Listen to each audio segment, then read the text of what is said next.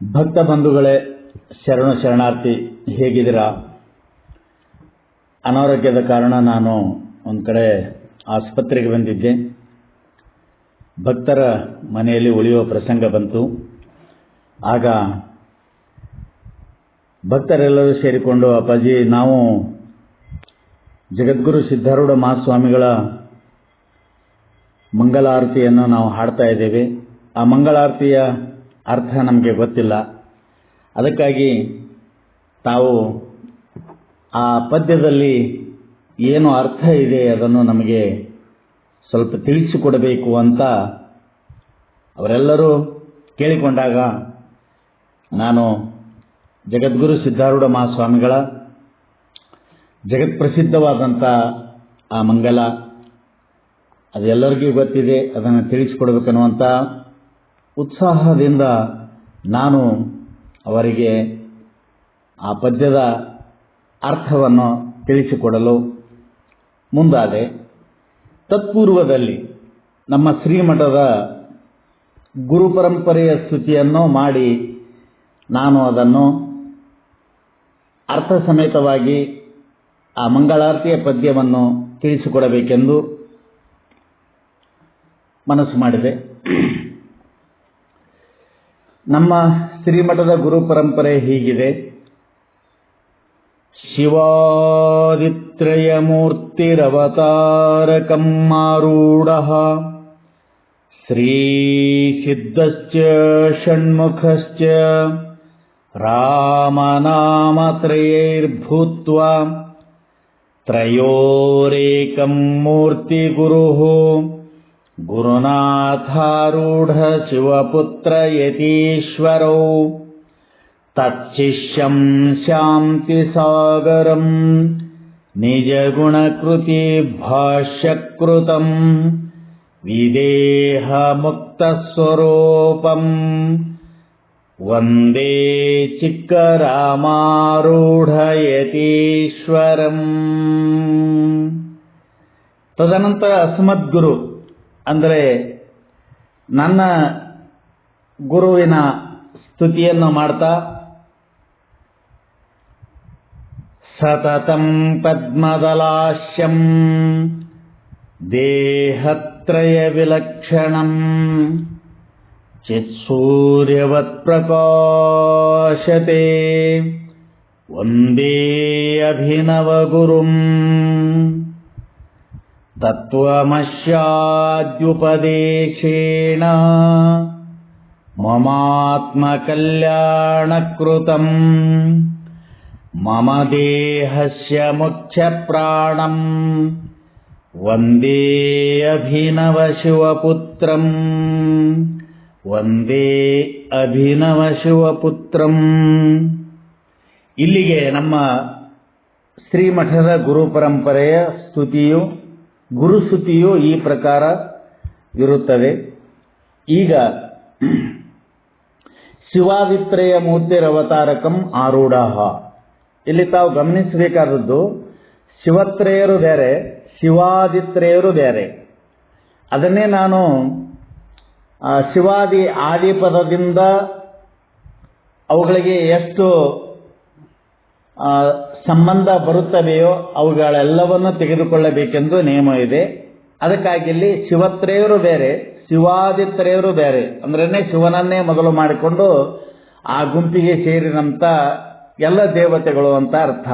ಅದು ಎಲ್ಲರಿಗೆ ಕನ್ನಡದಲ್ಲಿ ತಿಳಿಲಿ ಅಂತ ತಿಳ್ಕೊಂಡು ಯಾರೋ ನಮ್ಮ ಶ್ರೀಮಠದ ದೊಡ್ಡ ನಮ್ಮ ರಾಮಾರೂಢ ಗುರುಗಳಾಗಲಿ ಅಥವಾ ಅವರ ಶಿಷ್ಯರಾಗಲಿ ಈ ಗುರು ಪೀಠದ ಪರಂಪರೆಯ ಗುರುಗಳ ಪರಂಪರೆಯ ಸ್ತುತಿಯನ್ನು ಅವರು ಈ ಥರ ಮಾಡಿದ್ದಾರೆ, ಶಿವಾದಿತ್ರಯ ಅಂತ. ಅದನ್ನು ನಾನು ಕನ್ನಡದಲ್ಲಿ ತಿಳಿಯುವಂತೆ ತ್ರಿಪದಿಯಲ್ಲಿ ನಾನು ಅದನ್ನು ಮಾಡಿದ್ದೇನೆ. ಅಂದರೆ ಶಿವಾದಿತ್ರಯ ಅಂತಂದ್ರೇನು, ಶಿವನನ್ನೇ ಮೊದಲೇ ಮಾಡಿಕೊಂಡು ಬ್ರಹ್ಮ ವಿಷ್ಣು ಮಹೇಶ್ವರ ಅಂತ ಇದಕ್ಕೆ ಅರ್ಥ. ಅದನ್ನು ತ್ರಿಪದಿ ರೂಪದಲ್ಲಿ ತಮ್ಮೆಲ್ಲರಿಗೆ ತಿಳಿಯುವಂತೆ ನಾನು ಮಾಡಿದ್ದೇನೆ. ಬ್ರಹ್ಮನವತಾರವೇ ಸಿದ್ಧಾರೂಢಾಗಿಯನೋ ಒಮ್ಮೆ ನೋಡಿದರೆ ನೆಮ್ಮೆ ಕೊಂಡಿರುವ ಜನ ಸುಮ್ಮನೆ ಮುಕ್ತಿ ಪಡೆಯುವರು. ಷಣ್ಮುಖನ ಜನನವೇ ವಿಷ್ಣುವಿನ ಅವತಾರ, ಷಣ್ಮತಸ್ಥರಿಗೆಲ್ಲ ಕಣ್ಮನವ ತಣಿವಂತೆ ಉನ್ಮನದ ಬೋಧೆ ನೀಡಿದನು. ಉನ್ಮಾದ ಬ್ಯಾರೆ, ಉನ್ಮದ ಬ್ಯಾರೆ. ಮನವು ಉನ್ಮನವಾಗು ತನಕ ಘನವು ದೊರಕುವುದೇ ಅಂತ ಜಗದ್ಗುರು ಶಂಕರ ಭಗವತ್ಪಾದರು ಶಿವಾಪರಾಧ ಸ್ತೋತ್ರದಲ್ಲಿ ಹೇಳಿದ್ದಾರೆ.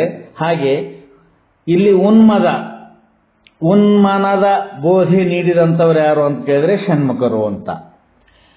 ಆಮೇಲೆ ಅವನಿಯೋಳ್ ರುದ್ರನವತಾರವೇ ರಾಮಾರೂಢ, ಭುವಿಯ ಜನರಿಗೆ ಭವಮುಕ್ತಿ ನೀಡಿದ ಶಿವರೂಪ ನೀನೇ ಸುಳ್ಳಲ್ಲ. ಇಲ್ಲಿಗೆ ಶಿವಾದಿತ್ರೇಯ ಈ ಅವತಾರ ಧರಿಸಿದವರು ಯಾರು ಅಂತ ಗೊತ್ತಾಯಿತು. ಬ್ರಹ್ಮನ ಅವತಾರವೇ ಸಿದ್ಧಾರೂಢಾಗಿಯನೋ, ಬ್ರಹ್ಮನ ಅವತಾರವೇ ಸಿದ್ಧಾರೂಢಾಗಿಯನೋ, ಒಮ್ಮೆ ನೋಡಿದರೆ ನೆಮ್ಮಿಕೊಂಡಿರುವ ಜನ ಸುಮ್ಮನೆ ಮುಕ್ತಿ ಪಡೆಯುವರು. ಷಣ್ಮುಖನ ಜನನವೇ ವಿಷ್ಣುವಿನ ಅವತಾರ, ಷಣ್ಮತಸ್ಥರಿಗೆಲ್ಲ ಕಣ್ಮನವ ತಣೆಯುವಂತೆ ಉನ್ಮನದ ಬೋಧೆ ನೀಡಿದನು. ಅವನಿಯೋಳ್ ರುದ್ರನ ಅವತಾರವೇ ರಾಮಾರೂಢ, ಭುವಿಯ ಜನರಿಗೆ ಭವಮುಕ್ತಿ ನೀಡಿದ ಶಿವರೂಪ ನೀನೇ ಸುಳ್ಳಲ್ಲ.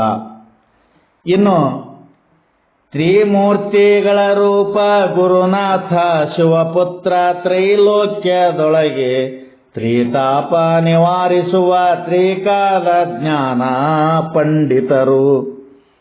ಆ ತ್ರಿಮೂರ್ತಿಗಳ ಸ್ವರೂಪವೇ ಅವರ ಜ್ಞಾನ, ಅವರ ನಿಯಮ ಪರಿಪಾಲನೆ ಮಾಡಿಕೊಂಡು ಅವತರಿಸಿದಂಥವರು ಯಾರು ಅಂತ ಕೇಳಿದರೆ ತ್ರಿಮೂರ್ತಿಗಳ ರೂಪ ಗುರುನಾಥಾರೂಢ ಮತ್ತು ಶಿವಪುತ್ರ ವೇದಾಂತ ಕೇಸರಿ ಶಿವಪುತ್ರ ಸ್ವಾಮಿಗಳು.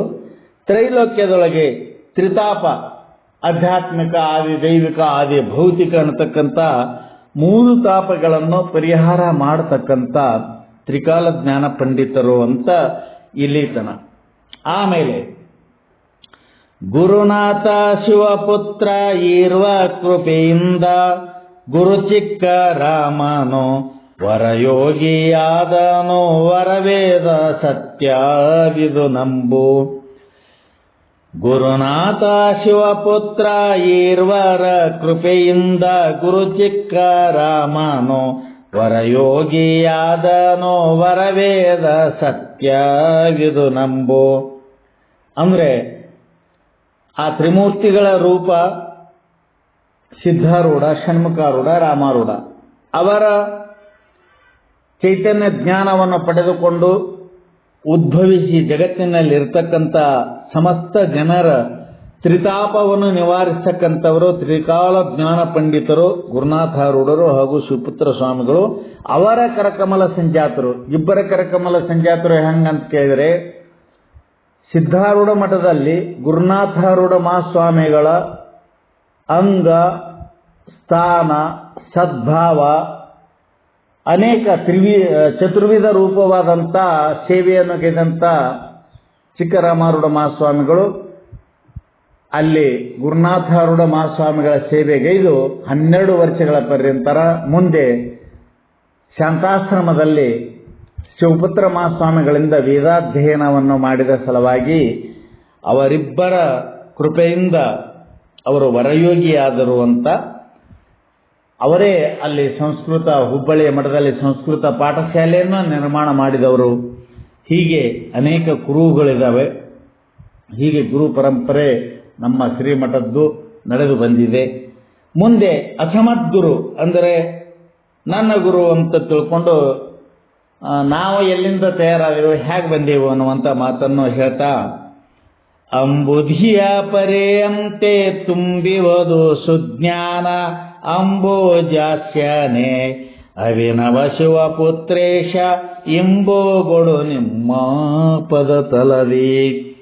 ಹೀಗೆ ತಿಳ್ಕೊಂಡು ಈ ಅದ್ವೈತ ಸಂಪ್ರದಾಯದ ಮಠವಾದಂಥ ಸಿದ್ಧಾರೂಢ ಸಂಪ್ರದಾಯದ ಮಠವಾದಂಥ ರಾಮಾರೂಢ ಮಠದ ಪರಂಪರೆಯ ಗುರುಸ್ತುತಿಯನ್ನು ನಾವು ಈಗ ನಿವೇದನೆ ಮಾಡಿದ್ದೇವೆ. ಇನ್ನು ಮುಂದೆ ಸಿದ್ಧಾರೂಢ ಮಹಾಸ್ವಾಮಿಗಳ ಮಂಗಲ ಅದ್ಭುತವಾಗಿರುವಂಥದ್ದು. ಬಹಳಷ್ಟು ಜನ ಹಾಡ್ತಾ ಇದ್ದಾರೆ, ಅದನ್ನು ಎಲ್ಲರೂ ಹಾಡ್ತಾ ಇದ್ದಾರೆ, ಎಲ್ಲರೂ ಕೇಳ್ತಾ ಇದ್ದಾರೆ. ಆದರೆ ಅದಕ್ಕೆ ಒಂದು ಸ್ವಲ್ಪ ಪದ್ಯದ ಜೊತೆ ಅರ್ಥ, ಪದದ ಅರ್ಥ, ತಾತ್ಪರ್ಯ ಇವು ಇದ್ದರೆ ಬಹಳ ಆನಂದವಾಗುತ್ತೆ ಅಂತ. ಅರ್ಥ ತಿಳಿದ್ರೆ ಆನಂದ ಆಗುತ್ತೆ. ಅದಕ್ಕೆ ಮಹಾನುಭಾವರು ಯಾರೋ ಒಂದು ಒಳ್ಳೆಯ ಮಾತನ್ನು ಹೇಳಿದ್ದಾರೆ. ಅದು ಯಾವುದು ಅಂತ ಕೇಳಿದ್ರೆ,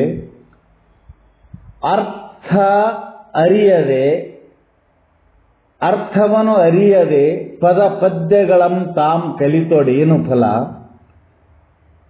ಮುತ್ತು ರತ್ನಗಳನ್ನು ಕತ್ತೆತಾ ಹೊತ್ತು ತಿರುಗಿದಂತೆ. ಬಹಳಷ್ಟು ಜನ ಪದ್ಯಗಳನ್ನು ಹಾಡ್ತಾ ಇದ್ದಾರೆ, ಬಹಳಷ್ಟು ಜನ ಅವುಗಳನ್ನು ಹಾಡಿ ಜನರನ್ನ ಅವರನ್ನ ಮನರಂಜನೆ ಮಾಡ್ತಾ ಇದ್ದಾರೆ. ಆದರೂ ಕೂಡ ಅಲ್ಲಿ ಅವರಿಗೆ ಆನಂದ ಆಗಬೇಕಾಗಿತ್ತು ಅಂದರೆ ಅದರಲ್ಲಿ ಗೂಢಾರ್ಥವಾಗಿರುವಂಥ ಮರ್ಮವಾಗಿರುವ ಅರ್ಥದ ಭೇದ ಏನು ಅಂತ ತಿಳಿಬೇಕಾಗಿತ್ತು ಅಂದರೆ ತಾವು ಸ್ವಂತ ತಿಳ್ಕೊಂಡ್ರೆ ಮಾತ್ರ ಆನಂದ ಆಗ್ತಾ ಇದೆ. ಇಲ್ಲದೆ ಹೋದರೆ ಮನರಂಜನೆ ಮತ್ತೊಬ್ಬರನ್ನು ರಂಜಿಸದಂತೆ ಆಗ್ತಾ ಇದೆ. ಅರ್ಥದ ಮರ್ಮವನ್ನು ಅರಿಯದೆ ಪದ ಪದ್ಯಗಳನ್ನು ತಾವು ಕಲಿತೋಡೇನು ಫಲ. ಸಾವಿರಾರು ಪದ್ಯಗಳನ್ನು ಕಲಿತು ಹಾಡಿದರೆ ಅದರ ಅರ್ಥ ತಿಳಿದಿದ್ರೆ ಏನಾಗ್ತಾ ಇದೆ ಅಂತ ಕೇಳಿದರೆ ಇವತ್ತ ಮುತ್ತು ರತ್ನಗಳನ್ನು ಹೊತ್ತು ತಿರುಗಿದಂಥ ಕತ್ತೆಯಂತೆ ಅಂತ. ಇವತ್ತೊಂದು ಕತ್ತೆ ಮೇಲೆ ಒಂದು ಭಾರ ಹೊರಿಸಿರ್ತಾರೆ. ಆದರೆ ಆ ಕತ್ತೆ ತಿಳಿದದ ನನ್ನ ಮೇಲೆ ಏನೋ ಒಂದು ಭಾರ ಹೊರಿಸ್ಯಾರೆ ಅಂತ. ಭಾರ ಇವತ್ತ ಕಲ್ಲಿಂದು ಇರ್ಬೋದು, ಮಣ್ಣಿಂದು ಇರ್ಬೋದು, ಮುತ್ತು ರತ್ನಗಳದು ಇರಬಹುದು. ಆದರೆ ಕತ್ತೆ ತಿಳಿದದ್ದು ಭಾರ ಅಂತಷ್ಟೇ. ಆದರೆ ಆ ಭಾರದ ವ್ಯತ್ಯಾಸವನ್ನು ತಿಳಿಬೇಕಾಗಿತ್ತಂದ್ರೆ ಮುತ್ತಿನ ಬೆಲೆ ಏನು, ರತ್ನದ ಬೆಲೆ ಏನು, ಕಲ್ಲಿನ ಬೆಲೆ ಏನು, ಮಣ್ಣಿನ ಬೆಲೆ ಏನು ಅಂತ ಹೀಗೆ ತಿಳಿದ್ರೆ ಸಾರ್ಥಕ ಆಗ್ತಾ ಇದೆ ಅಂತ ಇಲ್ಲಿ ಪದದ ಅರ್ಥ ಇವುಗಳನ್ನು ಚೆನ್ನಾಗಿ ತಿಳಿಯುವುದು ಬಹಳ ಉಚಿತವಾಗಿರುತ್ತದೆ. ಆದರೆ ನಾನು ಜಾಸ್ತಿ ಹೇಳಕ್ಕೆ ಹೋಗುವುದಿಲ್ಲ. ಯಾಕಂತ ಕೇಳಿದ್ರೆ ನೀವೆಲ್ಲರೂ ಇವತ್ತಿನ ದಿವಸ ಏನೋ ಒಂಥರ ಹಾಸ್ಯ ಚಟಾಕಿಗಳನ್ನು ಮಾಡ್ತಕ್ಕಂಥ ವಿಡಿಯೋಗಳನ್ನು ನೋಡ್ತಾ ಇರ್ತೀರಿ. ಆಮೇಲೆ ರಾಜಕಾರಣದಲ್ಲಿ ನಡೀತಕ್ಕಂಥ ಅವುಗಳನ್ನೆಲ್ಲ ನೋಡ್ತಾ ಇರ್ತೀರಿ. ಆದರೆ ಅಧ್ಯಾತ್ಮವನ್ನು ತಿಳಿಸ್ತಕ್ಕಂಥವುಗಳನ್ನು ನೋಡುವಂಥ ಸಹನೆ, ಶೀಲತೆ ಮತ್ತು ಸಮಯ ನಿಮಗೆ ಇಲ್ಲ. ಅದಕ್ಕಾಗಿ ನಾವು ಅದನ್ನು ಬಹಳ ಬೆಳೆಸದೆ ನೇರವಾಗಿ ವಿಷಯಕ್ಕೆ ಬರೋಣ. ಇವತ್ತು ಜಗತ್ಪ್ರಸಿದ್ಧವಾದಂಥ ಮಂಗಳಾರತಿ ಯಾವುದು ಅಂತ ಕೇಳಿದರೆ ನಮ್ಮ ಆರೂಢ ಸಂಪ್ರದಾಯದಲ್ಲಿ ಸಿದ್ಧಾರೂಢ ಮಹಾಸ್ವಾಮಿಗಳ ಒಂದು ಮಂಗಳಾರತಿ ಸಂಗ್ರಹ ಪದ ಅದು ತಮ್ಮೆಲ್ಲರಿಗೂ ಗೊತ್ತಿದೆ. ಅದನ್ನು ತಿಳಿದು ಹಾಡಿದ್ರೆ ಸ್ವಲ್ಪ ಆನಂದ ಆಗ್ತಾ ಇದೆ, ಅಥವಾ ಮತ್ತೊಬ್ಬರಿಗೆ ತಿಳಿಸಿಕೊಳ್ಳಕ್ಕೂ ಕೂಡ ಆನಂದ ಆಗ್ತಾ ಇದೆ. ಸ್ವಲ್ಪ ಇದನ್ನು ಮಾತಾಡ್ತಾ ಹೋದರೆ ಭಾಳ ದೂರನೂ ಹೋಗ್ಬೋದು. ಅವುಗಳದು ಪ್ರವಚನ ರೂಪದಲ್ಲಿ ನಾನು ವಿಶ್ಲೇಷಣೆ ಮಾಡ್ತಾ ಇಲ್ಲ. ಸುಮ್ಮನೆ ಪದದ ಅರ್ಥ, ಆಮೇಲೆ ತಾತ್ಪರ್ಯ, ಶಬ್ದಾರ್ಥ ಮತ್ತು ತಾತ್ಪರ್ಯಗಳನ್ನು ನಾನು ನಿರೂಪಣೆ ಮಾಡ್ತಾ ಇದ್ದೇನೆ. ಈ ಪದ ನೀವೆಲ್ಲರೂ ಹಾಡ್ತಾ ಇದ್ದೀರಿ. ಗುರುರಾಜ ಸಿದ್ಧಾರೂಢ ಸಮರ್ಥ ಬೆಳಗುವೆನಾರತಿಯ. ನೋಡಿ, ಇಲ್ಲಿ ಅರ್ಥೈಸ್ಕೊಳ್ಬೇಕಾದದ್ದು ಏನು ಅಂತ ಕೇಳಿದರೆ, ಗುರುರಾಜ, ಇಲ್ಲಿ ಗುರು ಒಂದು ಪದ ಇದೆ, ಆಮೇಲೆ ರಾಜ ಅಂತ ಒಂದು ಪದ ಇದೆ. ಗುರು ಅಂದ್ರೆ ಯಾರು, ಅಲ್ಲೇ ರಾಜ ಅಂತ ಯಾಕೆ ಬಳಸಿದ್ರು? ಇವು ಎರಡೂ ಪದಗಳ ಅರ್ಥವು ಒಂದೇಯೋ ಅಥವಾ ಬೇರೆ ಬೇರೆಯೋ? ತಮ್ಮೆಲ್ಲರ ಗಮನಕ್ಕೆ ತರುವುದು ಇನ್ನೊಂದು ಏನಂತ ಕೇಳಿದ್ರೆ, ಈ ಮಂಗಳಾರತಿಯ ಪದ್ಯದಲ್ಲಿ ಒಂದು ಲಕ್ಷ್ಯಾರ್ಥ, ಇನ್ನೊಂದು ವಾಚಾರ್ಥ. ಅಂದ್ರೇನು, ಒಂದು ವಾಚಾರ್ಥ ಇದೆ, ಒಂದು ಲಕ್ಷ್ಯಾರ್ಥ ಇದೆ. ಆಮೇಲೆ ಒಂದು ಸಗುಣ ಸಾಕಾರ ಇದೆ, ಒಂದು ನಿರ್ಗುಣ ನಿರಾಕಾರ ಇದೆ. ಒಂದು ಮಂದ ಅಧಿಕಾರಿ ಇದ್ದಾನೆ, ಇನ್ನೊಬ್ಬವ ಉತ್ತಮ ಅಧಿಕಾರಿ ಇದ್ದಾನೆ. ಮಂದ ಮಧ್ಯಮ ಅಧಿಕಾರಿ ಸೇರಿ ಒಂದೇ, ಆಮೇಲೆ ಉತ್ತಮ ಅಧಿಕಾರಿ ಬೇರೆ. ಇವೆರಡರಿಗೂ ಉಪದೇಶ ಇದೆ. ಮಂದ ಮಧ್ಯಮ ಅಧಿಕಾರಿ ಒಂದು, ಆಮೇಲೆ ಉತ್ತಮ ಅಧಿಕಾರಿ ಒಂದು. ಆ ಪ್ರಭೇದದಿಂದ ಈ ಮಂಗಳಾರತಿ ಪದ್ಯ ಉಪದೇಶ ಮಾಡ್ತಾ ಇದೆ. ಮಂದ ಮಧ್ಯಮ ಅಧಿಕಾರಿಗೆ ಒಂದು ಬೇರೆ, ಆಮೇಲೆ ಉತ್ತಮಾಧಿಕಾರಿಗೆ ಒಂದು ಬೇರೆ, ಆಮೇಲೆ ವಾಚಾರ್ಥ ಬೇರೆ, ಲಕ್ಷ್ಯಾರ್ಥ ಬೇರೆ. ಹೀಗೆ ಅವುಗಳನ್ನು ವಿಂಗಡಣೆ ಮಾಡಿ ತಿಳ್ಕೋಬೇಕು. ಇಲ್ಲಿ ಗುರು ಮತ್ತು ರಾಜ ಇವು ಎರಡೂ ಪದಗಳ ಅರ್ಥವು ಸರಿಯೋ ಏನೋ, ಒಂದೇ ಅಥವಾ ಬೇರೆ ಬೇರೆಯೋ ಅಂತ ಕೇಳಿದರೆ ಇಲ್ಲೇ ನೀವು ತಿಳಿಬಹುದು. ಒಂದು ಗುರು ಮತ್ತು ರಾಜ ಇವು ಎರಡೂ ಪದಗಳಲ್ಲಿ ಒಂದು ಏನಿದೆ ಅಂತ ಕೇಳಿದರೆ ಲಾಕ್ಷಣಿಕ ಅರ್ಥವೂ ಇದೆ, ಇನ್ನೊಂದು ಶಕ್ಯಾರ್ಥನೂ ಇದೆ, ವಾಚಾರ್ಥ ಅಂತ ಕರಿತಾ ಇದ್ದಾರೆ. ವಾಚಾರ್ಥನೂ ಇದೆ, ಲಕ್ಷ್ಯಾರ್ಥನೂ ಇದೆ, ಸಗುಣ ಸಾಕಾರವೂ ಇದೆ, ನಿರ್ಗುಣ ನಿರಾಕಾರವೂ ಇದೆ. ಸುಮ್ಮನೆ ಅಷ್ಟೆಲ್ಲ ಬಳಸೋದು ಬೇಡ. ಈಗ ಮೊದಲು ಗುರು ಪದವನ್ನು ತೆಗೆದುಕೊಳ್ಳೋಣ.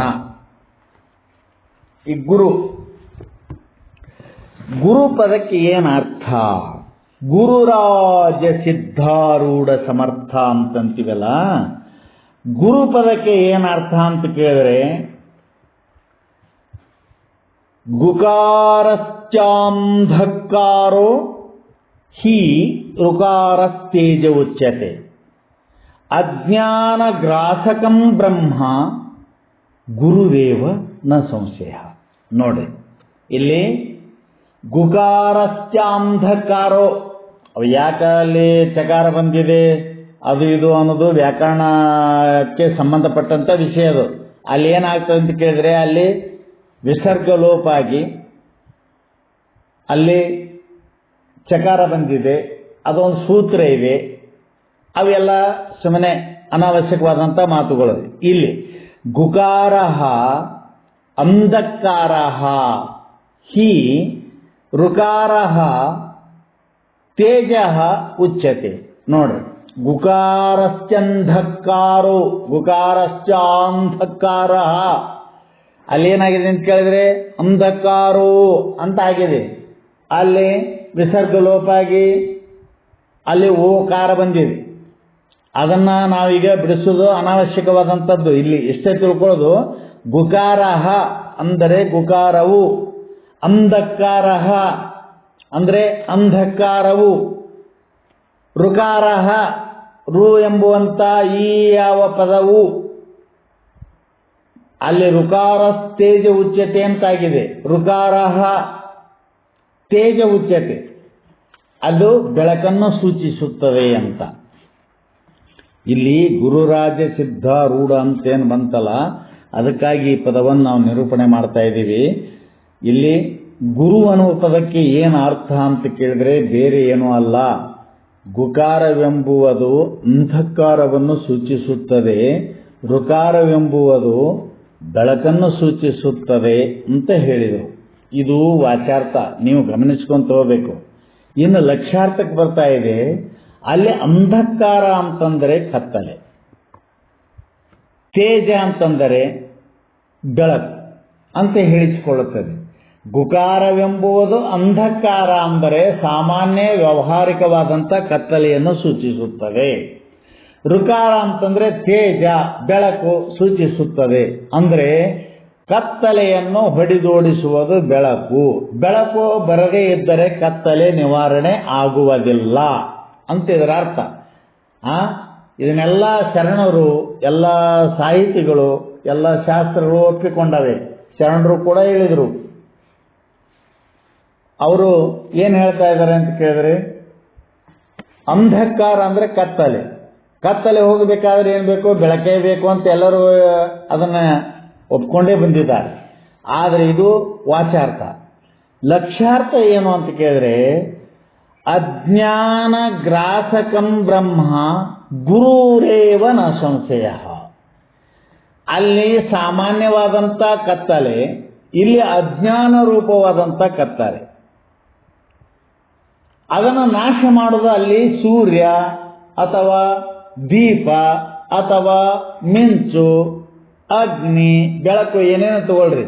ಸಾಮಾನ್ಯವಾದಂಥ ಅಂಧಕಾರವನ್ನು ನಿರೂಪಣೆ ಮಾಡುವುದಕ್ಕೆ ಏನಂತ ಕರೀತಾ ಇದ್ದಾರೆ ಅಂತ ಕೇಳಿದ್ರೆ, ಇವತ್ತು ದೀಪ ಆಗಿರ್ಬೋದು, ಇವತ್ತು ವಿದ್ಯುತ್ ಆಗಿರ್ಬೋದು, ಇವತ್ತು ಲೈಟ್ ಆಗಿರ್ಬೋದು, ಏನೇನೋ ಕರೀತಾರೆ. ಆದರೆ ಲಕ್ಷ್ಯಾರ್ಥದಲ್ಲಿ ಅಜ್ಞಾನವೆಂಬುವ ಕತ್ತಲೆ, ಈ ಅಜ್ಞಾನವೆಂಬುವ ಕತ್ತಲೆಯನ್ನ ಹೊಡೆದೋಡಿಸಬೇಕಾಗಿದ್ರೆ ಯಾವ ಬೆಳಕು ಅಂತ ಕೇಳಿದ್ರೆ, ನಿಮಗೆ ಸಾಮಾನ್ಯವಾಗಿರ್ತಕ್ಕಂಥ ಹೊರಗಿನ ಬೆಳಕು ಇವು ಆಗೋದಿಲ್ಲ. ಯಾಕೆ ಅಂತ ಕೇಳಿದ್ರೆ, ಹೊರಗಿನ ಸಾಮಾನ್ಯವಾದ ಪ್ರಾಪಂಚಿಕವಾದಂಥ ಈ ಕತ್ತಲೆಯನ್ನ ಸೂರ್ಯ ತೆಗಿಬಹುದು, ಅಗ್ನಿ ತೆಗಿಬಹುದು, ನಕ್ಷತ್ರ ತೆಗಿಬಹುದು, ಚಂದ್ರ ತೆಗಿಬಹುದು, ಇವರು ಯಾರಾದರೂ ಹೊಡೆದು ಓಡಿಸಬಹುದು. ಆದರೆ ಇಲ್ಲಿ ಏನು ಅಂತ ಕೇಳಿದ್ರೆ, ಅಜ್ಞಾನವೆಂಬುವ ಕತ್ತಲೆಯನ್ನ ಹೊಡೆದೋಡಿಸತಕ್ಕಂಥ, ಅದನ್ನು ನಾಶ ಮಾಡತಕ್ಕಂಥ ಸಾಮರ್ಥ್ಯವುಳ್ಳದು ಯಾರಿಗೆ ಅಂತ ಕೇಳಿದ್ರೆ ಬ್ರಹ್ಮ. ನೋಡಿ, ಅಜ್ಞಾನ ಗ್ರಾಸಕಂ ಬ್ರಹ್ಮ. ಆ ಅಜ್ಞಾನವೆಂಬ ಕತ್ತಲೆಯನ್ನು ಹೊಡೆದೋಡಿಸುವುದೇ ಬ್ರಹ್ಮಜ್ಞಾನವೆಂಬುವಂಥ ಬೆಳಕು. ಆ ಬ್ರಹ್ಮಜ್ಞಾನವೇ ಗುರು. ಗುರುರೇವ ನ ಸಂಶಯ. ಗುರುಹು ಏವ ನ ಸಂಶಯ. ಅಲ್ಲಿ ಏವ ಪದ ಏನು ಹೇಳ್ತದಂತ ಕೇಳಿದ್ರೆ, ಇದರಲ್ಲಿ ಬೇರೆ ಮಾತೇ ಇಲ್ಲ.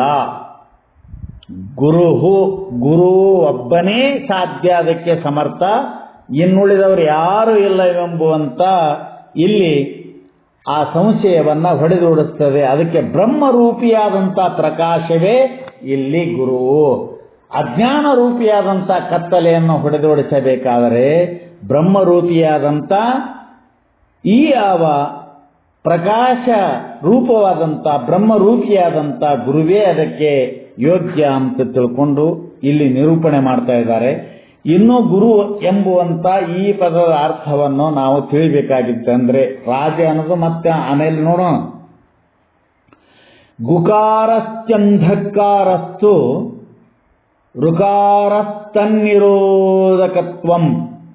ನೋಡ್ರಿ, ಗುಕಾರಶ್ಚಾಂಧಕಾರಸ್ತು ಋಕಾರಸ್ತನ್ನಿರೋಧಕೃತ ಅಂಧಕಾರ ವಿನಾಶಿತ್ವಾತ್ ಗುರುರಿತ್ಯಭಿಧೀಯತೆ. ಇಲ್ಲಿ ಗುಕಾರಶ್ಚ, ಅಲ್ಲೇ ಮೊದಲು ಹೇಳ್ದಂಗ ಅಲ್ಲಿ ಚಕಾರ ಬಂದಿದೆ, ಅಲ್ಲಿ ವಿಸರ್ಗ ಲೋಪ ಆಗಿದೆ, ಅದೊಂದು ಸೂತ್ರ ಇದೆ. ಅದಕ್ಕೆ ಗುಕಾರಃ ಅಂಧಕಾರಃ ತು, ಆದರೆ ಋಕಾರಃ ತತ್ ನಿರೋಧಕೃತ, ಯಾವ ಅಂಧಕಾರವನ್ನು ಕತ್ತಲೆಯನ್ನು ಹೊಡೆದು ಓಡಿಸುವುದು ಅಥವಾ ನಾಶ ಮಾಡುವುದು ಅಥವಾ ಅದನ್ನು ತಿರೋಧಾನ ಮಾಡತಕ್ಕಂಥದ್ದು ಯಾವುದು ಅಂತ ಕೇಳಿದ್ರೆ ಋಕಾರ. ನಿರೋಧಕೃತ, ಅದನ್ನ ನಿರೋಧನೆ ಮಾಡ್ತಾ ಇದೆ. ಅಂದ್ರೆ ಇಲ್ಲಿ ಏನಂತ ಕೇಳಿದ್ರೆ, ಅಜ್ಞಾನವೆಂಬುವಂತ ಅಂಧಕಾರವನ್ನು ವಿನಾಶ ಮಾಡೋಣದರಿಂದ, ವಿನಾಶಿತ್ವಾತ್, ವಿನಾಶ ಮಾಡೋಣದರಿಂದ ಗುರುರಿತ್ಯಭಿಧೀಯತೆ, ಗುರುಹು ಇತಿ ಅಭಿಧೀಯತೆ, ಇವರಿಗೇನೇ ಗುರು ಅನ್ನಬೇಕು ಅನ್ನುವಂಥ ಮಾತನ್ನು ಇಲ್ಲಿ ಸ್ಪಷ್ಟವಾಗಿ ಇಲ್ಲಿ ಏನು ಹೇಳ್ತಾ ಇದೆ ಅಂತ ಕೇಳಿದ್ರೆ ಗುರು ಅಂತ. ಇದು ಗೊತ್ತಾಯ್ತು ನಿಮಗೆ. ಇನ್ನ ರಾಜ ಅಂದ್ರೆ ಏನು? ರಾಜ ಅಂದ್ರೆ ಏನು ಅಂತ ಕೇಳಿದ್ರೆ, ಇಲ್ಲಿನೂ ವಾಸ್ತವಿಕವಾದಂಥ ಅರ್ಥವನ್ನು ವಿಚಾರ ಮಾಡಿದರೆ ಒಂದು ಪದ ಏನಿದೆ ಅಂತ ಕೇಳಿದ್ರೆ ವಾಚ್ಯಾರ್ಥ ಇದೆ, ಇನ್ನೊಂದು ಲಕ್ಷ್ಯಾರ್ಥ ಇದೆ. ಅದನ್ನು ತಾವೆಲ್ಲರೂ ಗಮನಿಸಬೇಕು. ರಾಜ ಅಂತಂದ್ರೆ ಏನು ಅಂತ ಕೇಳಿದ್ರೆ, ಇಲ್ಲಿ ಗುರು ಪದಕ್ಕೆ ಹೇಗೆ ನಾವು ಇಲ್ಲಿಯವರೆಗೆ ಬೆಳಕು ಅಂತ ಅದಕ್ಕೆ ಅರ್ಥೈಸಿದೆವೋ ಹಾಗೆ ರಾಜಪದಕ್ಕೂ ಕೂಡ ಏನದ ಅಂತ ಕೇಳಿದರೆ ಅದಕ್ಕೂ ಒಂದು ಅರ್ಥ ಇದೆ, ಅದು ಬೆಳಕು ಅಂತ. ರಾಜ್ ಧಾತುವಿಗೆ ಅರ್ಥ ಏನು ಅಂತ ಕೇಳಿದ್ರೆ ಬೆಳಕು. ಗುರುನೂ ಬೆಳಕು, ರಾಜ್ ಎಂಬುವಂತ ಈ ಧಾತುವಿನಿಂದ ಉತ್ಪತ್ತಿಯಾದಂಥ ಪದ ರಾಜ, ಇದಕ್ಕೂ ಬೆಳಕು ಅಂದಮೇಲೆ ಗುರುರಾಜ ಅಂದ್ರೆ ಅಜ್ಞಾನವೆಂಬುವ ಕತ್ತಲೆಯನ್ನು ನಾಶ ಮಾಡತಕ್ಕಂಥ, ಅದನ್ನು ನಿವರ್ತನೆ ಮಾಡತಕ್ಕಂಥ ಪದವೇ ಗುರು ಅಥವಾ ರಾಜ. ಅದಕ್ಕೆ ಬೆಳಕು, ಮತ್ತು ಗುರು ಅಂದ್ರೂ ಬೆಳಕು, ರಾಜ ಅಂದ್ರೂ ಬೆಳಕು ಅಂತ.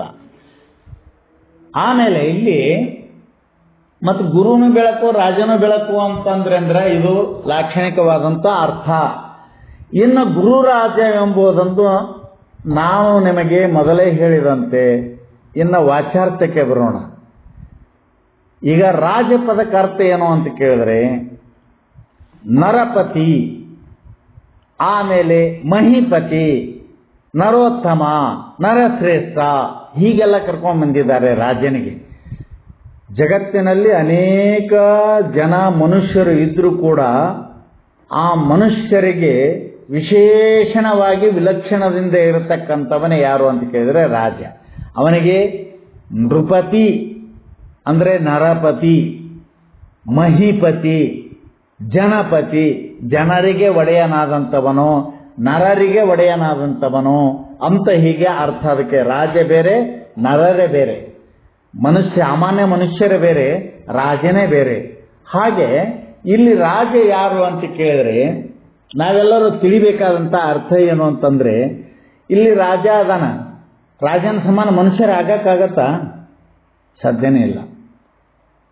ನರರ ಸಮಾನ ನರಪತಿ ಆಗಕ್ಕಾಗತ್ತಾ? ಆಗುದಲ್ಲ. ನರರೇ ಬೇರೆ, ನರಪತಿಯೇ ಬೇರೆ, ಮನುಷ್ಯರೇ ಬೇರೆ, ಮನುಷ್ಯಾಧಿಪತಿನೇ ಬೇರೆ. ಈ ಮಹಿಪತಿ ಭೂಮಿಗೆ ಒಡೆಯನಾಗಿರತಕ್ಕಂಥವನು ಒಬ್ಬನೇ ರಾಜನ ಹೇಗೋ ಹಾಗೆ ಇಲ್ಲಿ ಸಾಮಾನ್ಯವಾಗಿ ತಿಳ್ಕೋಬೇಕು. ಈ ಭೂಮಿ ಮೇಲೆ ವಾಸಿಸತಕ್ಕಂಥ ಸಮಸ್ತ ನರ ಶರೀರದಿಂದ ಕೂಡಿಕೊಂಡಂತ ಮನುಷ್ಯರಿಗೆ ಒಬ್ಬನು ಯೋಗ್ಯವಾದಂಥ ಅಧಿಕಾರಿ, ರಾಜನು, ಅವರೆಲ್ಲರನ್ನು ನಿಯಂತ್ರಣ ಮಾಡತಕ್ಕಂಥ ಒಬ್ಬ ವ್ಯಕ್ತಿ ಇರ್ತಾನಲ್ಲ, ಅವನಿಗೆ ರಾಜ ಅಂತ ಹೇಗೆ ಕರೀತಾ ಇದ್ದಾರೋ ಹಾಗೆ ಇಲ್ಲಿ ಸಮಸ್ತ ನರರಿಗೆ, ಮನುಷ್ಯರಿಗೆ ಎಲ್ಲರಿಗೂ ಒಬ್ಬನು ಬೇರೆ ಆಗಿರತಕ್ಕಂಥ ರಾಜನು ಅಂತ ಹೆಸರು ಪಡೆತಕ್ಕಂಥ ಒಬ್ಬ, ಅದೇ ಇದರೊಳಗಿನೇ. ಅಲ್ಲಿ ಏನಂತ ಕೇಳಿದ್ರೆ ಅದೇ ಮನುಷ್ಯ ಜಾತಿಯೊಳಗಿರ್ತಕ್ಕಂಥ ಒಬ್ಬ ವ್ಯಕ್ತಿನೇ ವಿಶೇಷವಾಗಿ ಅವರೆಲ್ಲರನ್ನು ಹೇಗೆ ನಿಯಂತ್ರಣ ಮಾಡುತ್ತಾನೆಯೋ ಹಾಗೆ. ಇದಕ್ಕೆ ನಮ್ಮ ಶಾಸ್ತ್ರದಲ್ಲಿ ಉಷ್ಟ ಕಾಷ್ಟ ನ್ಯಾಯ ಅಂತ ಕರೆದಿದ್ದಾರೆ. ಅಂದ್ರೆ ಒಂಟಿಯ ಮೇಲೆ ಕಟ್ಟಿಗೆಗಳನ್ನು ಹೇರಿಕೊಂಡು ಹೋಗುವಾಗ ಆ ಒಂಟಿ ನಡೆಯದಾದಾಗ ಆ ಮನುಷ್ಯ ಏನ್ ಮಾಡ್ತಾನೋ, ಒಂಟಿ ಮೇಲೆ ಕೂತಾವಂದ್ರ ಅದರ ಮೇಲಿದೆ ಹೇರಿದ ಒಂದು ಕಟ್ಟಿಗೆಯ ಹೊರೆಯೊಳಗಿಂದ ಒಂದು ಕಟ್ಟಿಗೆಯನ್ನು ತೆಗೆದುಕೊಂಡು ಆ ಒಂಟಿಯನ್ನು ಹೇಗೆ ಹೊಡೆಯುತ್ತಾನೆಯೋ ಹಾಗೆ ಮನುಷ್ಯರಲ್ಲಿನೇ ವಿಶೇಷಣ ರೂಪದಿಂದ ಮನುಷ್ಯನಾಗಿ ಬಂದು ಅವರಿಗೆ ವಿಲಕ್ಷಣನಾಗಿರತಕ್ಕಂಥ ಒಬ್ಬ ವ್ಯಕ್ತಿ ಅಂತ ಹೆಂಗೆ ಅನಿಸಿಕೊಂಡಿರ್ತಾನ, ಅವನೇ ರಾಜ ಆಗ್ತಾನೆ. ಎಲ್ಲರೂ ರಾಜರಾಗಲಿಕ್ಕೆ ಅಲ್ಲಿ ಯೋಗ್ಯರಲ್ಲ. ಅದರಂತೆ ಇಲ್ಲಿ ಏನು ಅಂತ ಕೇಳಿದ್ರೆ ನೋಡಿ, ಮನುಷ್ಯರಲ್ಲಿ ನರರಲ್ಲಿ ನರಪತಿ ಅವನು ಹೇಗೆ ಆದನೋ ಹಾಗೆ ಗುರುಗಳು ಅಂತ. ಗುರುವಿಗೆ ರಾಜ, ಮನುಷ್ಯರೆಲ್ಲರನ್ನು ಆಳತಕ್ಕಂಥ ಒಬ್ಬ ರಾಜ, ನರರೆಲ್ಲರನ್ನು ಆಳತಕ್ಕಂಥ ಅವ ಒಬ್ಬ ರಾಜ. ಮಹಿಪತಿ ಈ ಭೂಮಿಯನ್ನೇ ಆಳತಕ್ಕಂಥವ ಅವ ಒಬ್ಬ ರಾಜ. ನೃಪತಿ ನರರನ್ನು ಆಳತಕ್ಕಂಥ ಒಬ್ಬ ರಾಜ.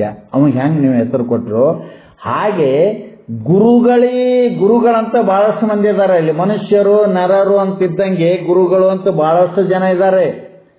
ಆ ಎಲ್ಲ ಗುರುಗಳಿಗೆ ಇವನೇನು ಅಂತ ಕೇಳಿದ್ರೆ ರಾಜ ಅಂದ್ರೆ ಒಡೆಯ, ಸ್ವಾಮಿ, ಇವನೇ ಕೊನೆಯ ಅಂತ ತಿಳ್ಕೊಂಡು ಅಲ್ಲಿ ನೋಡಿ ಗುರುಗಳು ಎಷ್ಟು ಮಂದಿ ಗುರುಗಳಪ್ಪ ಅಂತ ಕೇಳಿದ್ರೆ ಬಹಳಷ್ಟು ಜನ ಗುರುಗಳಿದ್ದಾರೆ ಇಲ್ಲಿ, ಅಸಂಖ್ಯಾತ ಜನ. ಶಾಸ್ತ್ರದಲ್ಲಿಯೂ ಕೂಡ ಅಸಂಖ್ಯಾತ ಜನ ಗುರುಗಳನ್ನು ಹೇಳಿದ್ದಾರೆ. ಮತ್ತ ಅನೇಕ ಸ್ಥಾನಗಳಲ್ಲಿ ಗುರುಗಳನ್ನು ಹೇಳ್ಕೊಂಡು ಬಂದಿದ್ದಾರೆ. ಅವುಗಳೆಲ್ಲವುಗಳನ್ನು ವಿಚಾರಿಸಿ ನೋಡಿದರೆ ಎಲ್ಲ ಗುರುಗಳಿಗೆ ಹೇಗೆ ಎಲ್ಲ ಮನುಷ್ಯರಿಗೆ ಒಬ್ಬನೇ ಒಬ್ಬ ವ್ಯಕ್ತಿ ರಾಜನಾಗಿ ಮೆರೆಯುತ್ತಾನೆಯೋ ಹಾಗೆ ಇಲ್ಲಿ ಗುರು ರಾಜ, ಗುರುಗಳೆಲ್ಲರಿಗೆ ರಾಜ. ಅವ್ರು ಯಾರು ಗುರು ಅಂತ ಕೇಳಿದ್ರೆ ಬಹಳಷ್ಟು ಜನ ಗುರುಗಳಿದ್ದಾರೆ. ಎಷ್ಟು ಜನ ಗುರುಗಳಿದ್ದಾರೆ ಅಂತ ಕೇಳಿದರೆ ನೋಡಿ, ಈಗ ಏನೇನೋ ಹೇಳತಕ್ಕಂಥವ್ರು ಬಹವಾ ಸಂತಿ ಗುರವಾಹ ಶಿಷ್ಯ ವಿತ್ತಾಪಹಾರಕ, ವಿರಳಾ ಸಂತಿ ಗುರವಾಹ ಶಿಷ್ಯ ವೃತ್ತಾಪಹಾರಕ. ಈ ಜಗತ್ತಿನಲ್ಲಿ ಈ ಭಕ್ತರಾಗಲಿ ಶಿಷ್ಯರಾಗಲಿ, ಶಿಷ್ಯರ ಬೇರೆ ಭಕ್ತರ ಬೇರೆ, ಅದನ್ನು ಹೇಳುದು ಬೇಡ.